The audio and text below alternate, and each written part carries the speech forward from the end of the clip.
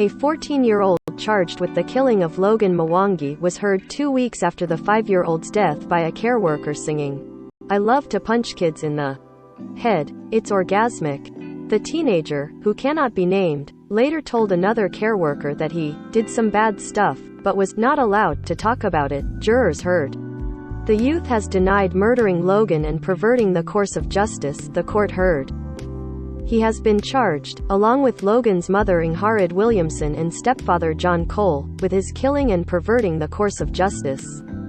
All three are alleged to have reported Logan's disappearance to cover up the killing, the court heard.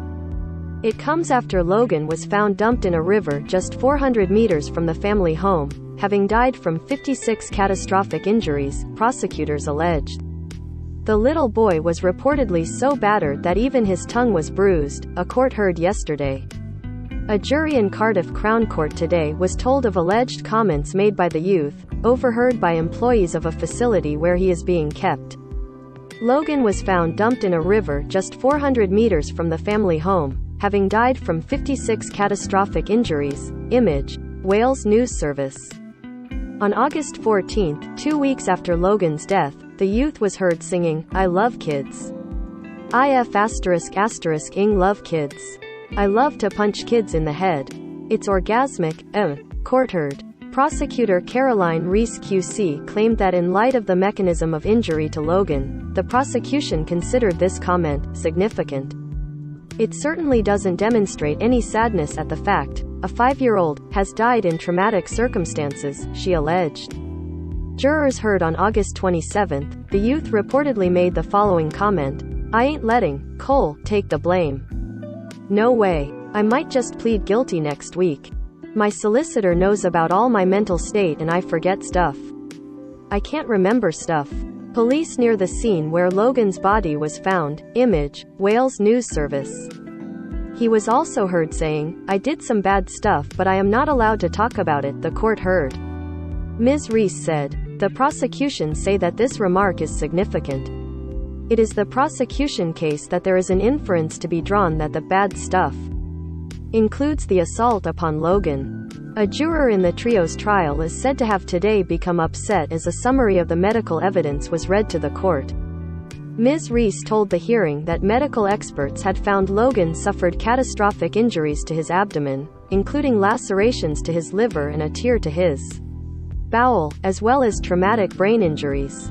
Another expert claimed Logan's injuries were consistent with a fall from a great height or a high-velocity road traffic collision, jurors heard.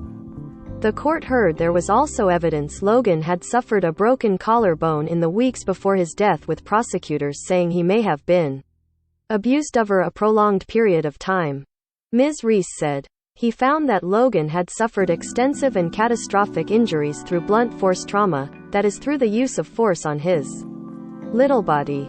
Ingharid Williamson and her fiancé J. Cole, the mother and stepfather of Logan Mwangi. Image, Rex, Shutterstock. There were 56 different injuries noted upon external examination, including bruising to most parts of Logan's head and body. Upon internal examination of the head, extensive deep scalp bruising was found to the back of the head and patchy deep scalp bruising to the front of the scalp. There was bruising to the tongue. An internal examination to the trunk of the body revealed catastrophic injuries to the abdomen, including a vertical laceration measuring 5.5 centimeters by 3 centimeters to the interior side of the liver.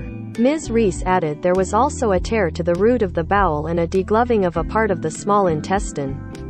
She added, there was a hemorrhage over the colon and extensive bleeding throughout the retroperitoneal tissues on the right side of the abdomen extending to the right kidney. Logan with mum Ingharid Williamson. Image, Wales News Service.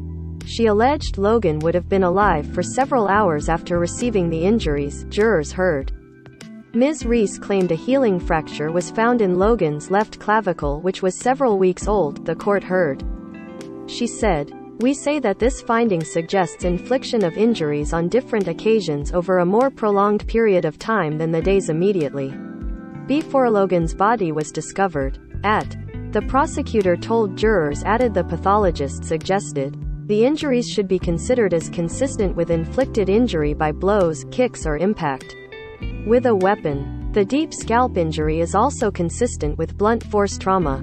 The court heard Logan's brain was analyzed by an expert neuropathologist who detected traumatic injury to the brain and changes consistent with survival for a period of at least 2 hours prior to death. Jurors were told the expert believed the injuries had a period of survival of up to 48 hours post-impact. Ms. Reese said, Logan was subjected to a serious and sustained assault within the home over a period of time and possibly on more than one occasion. It is incredible to consider that any person within that house, which would include all of the defendants, could have been unaware of the assault going on or unaware that Logan had been seriously injured and was at high risk of death. The pathology evidence demonstrates that there would have been an opportunity for earlier action to have been taken as Logan survived the injuries for sometime before death, jurors heard. She claimed the fact Williamson, Cole and the youth didn't seek help for Logan was because they were seeking to avoid responsibility for their part in the infliction of unlawful injuries upon the 5-year-old child. She added, there is a clear and obvious reason for leaving a 5-year-old to suffer in this awful way, because each of the defendants was involved in and put their needs first rather than the needs of a seriously injured and dying child. The trial continues. Read more. Woman, 60, wins tribunal case after boss fired her for being bad at social media. Read more. Boris Johnson will scrap free COVID tests for people visiting loved ones in care homes.